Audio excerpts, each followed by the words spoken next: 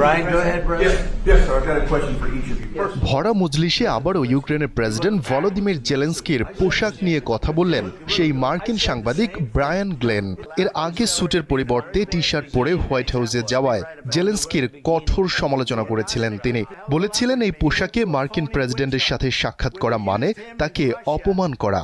শুধু তাই নয়, জেলেনস্কির স্যুট বা ফর্মাল পোশাক রয়েছে কিনা এমন অপমানজনক প্রশ্ন করেন এই মার্কিন সাংবাদিক। এর 6 মাস পরে জেলেনস্কি যখন আবারও হোয়াইট হাউস সফরে গেলেন, তখন ট্রাম্পের সামনেই তার পোশাক নিয়ে কথা বলেন গ্লেন। এবার কি বললেন তিনি? আবারও কি অপমান?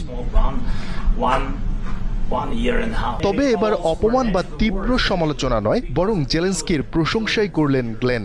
সোমবার তিনি যখন হোয়াইট হাউসে ট্রাম্পের সঙ্গে বৈঠক করছিলেন, তখন সাংবাদিক ব্রায়ান গ্লেন জেলেনস্কির উদ্দেশ্যে বলেন, আপনাকে এই পোশাকে অসাধারণ দেখাচ্ছে।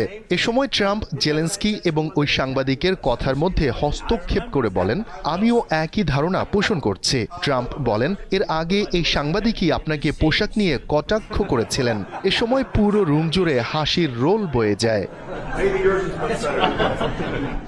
জবাবে জেলেনস্কি বলেন, বিষয়টি আমার মনে আছে, এখনো আমি একই ধরনের পোশাক পরেছি। তার এই কথা শুনে সাংবাদিক ও মার্কিন কর্মকর্তারা আবারও হেসে ওঠেন। Maybe yours is much better. এর আগে গেল ফেব্রুয়ারিতে ওভাল অফিসে ট্রাম্প ও জেলেনস্কির মধ্যে অনুষ্ঠিত বৈঠকে গ্লেন জেলেনস্কির উদ্দেশ্যে বলেছিলেন, আপনি কেন স্যুট পরেননি? আপনি আমেরিকান সর্বোচ্চ অফিসে রয়েছেন, আপনার কি স্যুট নেই? অনেক আমেরিকান মনে করছেন আপনি এই অফিসের যথাযথ সম্মান করছেন না। জবাবে জেলেনস্কি বলেছিলেন, ইউক্রেনের শান্তি প্রতিষ্ঠা না হওয়া পর্যন্ত তিনি সামরিক পোশাক পরিধানের সিদ্ধান্ত নিয়েছেন। শফিকুল ইসলাম শান্ত, দীপ্ত সংবাদ।